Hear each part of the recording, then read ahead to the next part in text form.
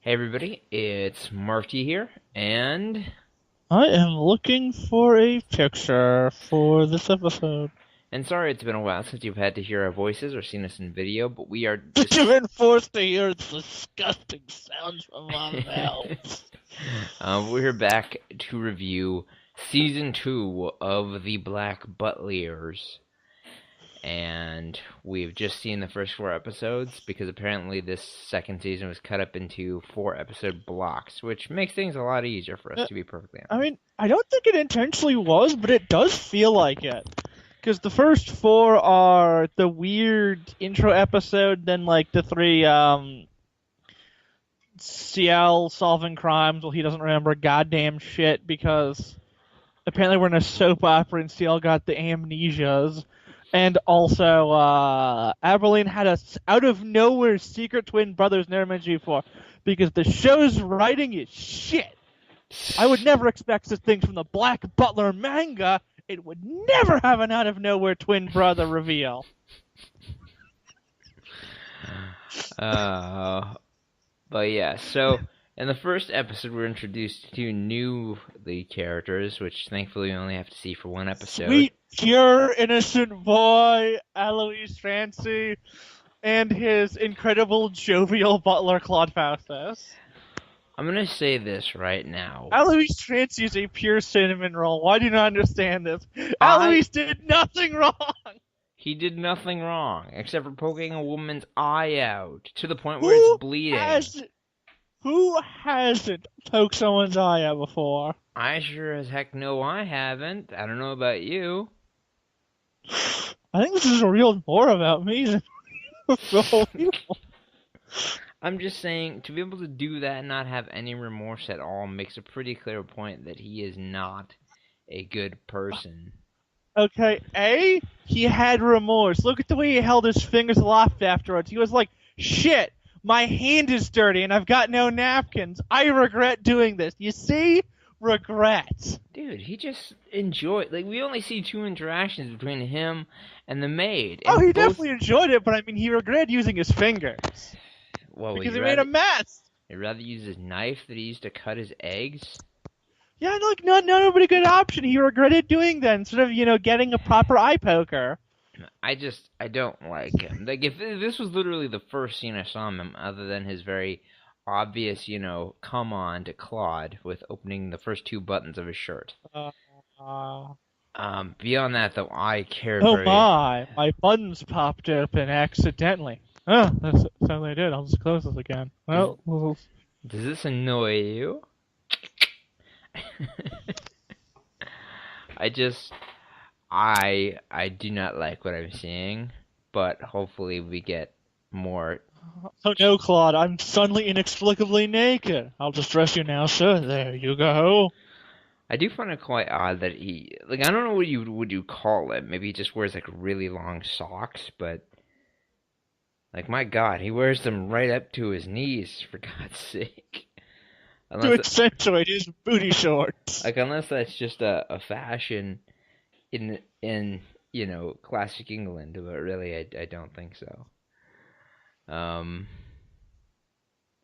but yeah, so first introduction not too great, and then we get to see Yeah, Claude. Alois Trancy's outfit is just amazing in that he's he's basically dressed in like I would compare it to a Victorian themed anime girl in a non-Victorian series. Mm. Only it's shorts instead of like skirt.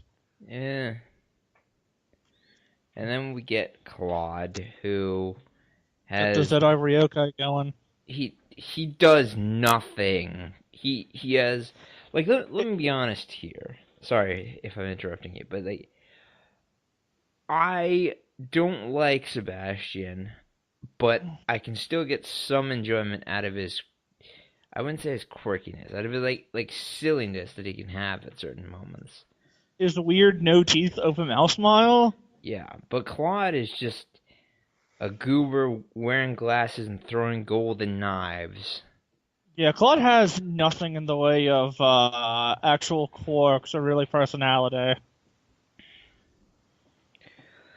Oy.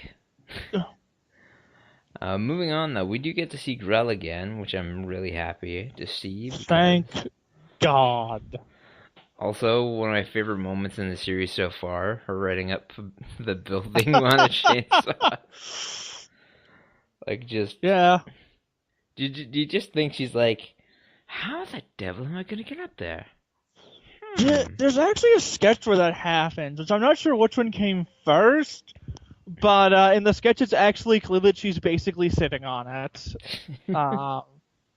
So I have to imagine it being that she stuck it between her thighs and then just like pelvic thrust the chainsaw into the building, and then just lifted her legs up and let the chainsaw take her up, which is an amazing visual, I'll have you know. And I require recompense. You must pay me now for giving you this mental image because it is worth the money, damn it. We'd watch it anyways. We're reviewing the entire series. We need a Patreon now so people can pay me for giving them that mental image. Because damn if it isn't amazing. But yeah, I mean, 4 episodes. Honestly, I feel like it's all just falling back into place, except for the fact that Ciel does not seem to remember anything that happened to him beforehand. Maybe his mysterious amnesia will be explained. Maybe it won't. Also, an explanation for why a ring can apparently bring somebody back to life. Or maybe it wasn't the ring. Maybe it was Sebastian's lack of an arm that brought him back to life. He put it on Ciel's thumb, then it started glowing. It's pretty clear that that was what brought him back to life. My assumption, at the very least. My theory is that Sebastian went to pull his soul out, but actually used his non-missing arm thanks to phantom limb syndrome, and then he laughed so hard he fell over and hit his head on a rock and was like, okay, I can't still solve for this. I'm in an utter fool of myself. I'll get him next time when the moon's aligned and the planets and all in connection. But yeah, this did give me quite a few questions. But overall, trust me, they will all be answered because season 2 is well written and has a coherent plot. Are you being sarcastic or are you being serious right now? Okay, I haven't seen the entirety of season 2. I mostly just watched the Grell episodes and a few episodes in between to see if and from what I got of the plot, I don't fucking understand dick. Like, there are twists that feel like they had no idea what to do, so they threw in twists. But you know what? Maybe watching the entirety of the series in proper order instead of jumping around for Grell will explain everything. We shall see if that's the case. Also, let me say this. Sebastian ruined what could be the most amazing team-up ever. Yeah, we've got a fucking archaeologist stopping the bomb with the aid of a crazy man. We got a katana-wielding ex-assassin priest fighting, like, a guy who's so badass will fucking, like, blindfolded, cuffed in, like, chained up in a fucking, what are they called? The straitjacket in a cell. Somehow broke out the moment people stopped looking at him and got a knife out of fucking nowhere. Like, these guys are clearly two hardcore badasses. And Sebastian's like, no, this is Black Butler. There's no place for interesting, quirky people solving problems. This is my job, and my job alone. All the thunder belongs to me. Give me that thunder. No thunder. No thunder for everyone. I will steal it all. Thunder! Alone and unprotected. I do like the idea of like an ex. What was it? I think was he an ex-assassin? No, he's an ex-assassin who became a priest. Yeah, I love that concept. I like the idea of people doing bad things and just going straight for one reason or another. Noticed it's actually kind of common in fiction, the ex-murderer or assassin turned priest. Or it could just be a priest that's damn good at using a sword. I.e. Robin Hood.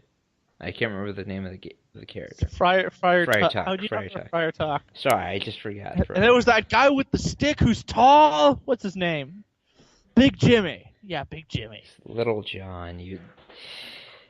Big Johnson. um. Overall, though, it was interesting. I know this might sound weird, but watching these first four episodes wasn't as entertaining as like the first three episodes I watched when we watched like the first two arcs of Black Butler season one. Maybe we're just missing something, but I'm not saying it's bad. It just feels very different. If you get my meaning. Yeah, season 2 was well, I mean it got it canceled until they came back with the season 3 that was more manga styles. In any case, I'm optimistic in seeing what season two will bring us, and I like what I've seen so far. Maybe I just got to get back into the Black Butler mood since it's been what almost a month since we watched our last episode. Yeah. Overall, though, I liked it. Like, what did you Get think? the image I sent you? Oh, let me see.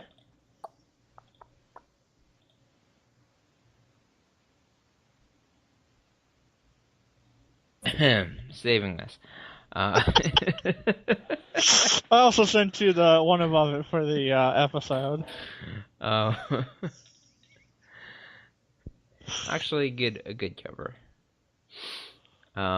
Anyways, you have any last words?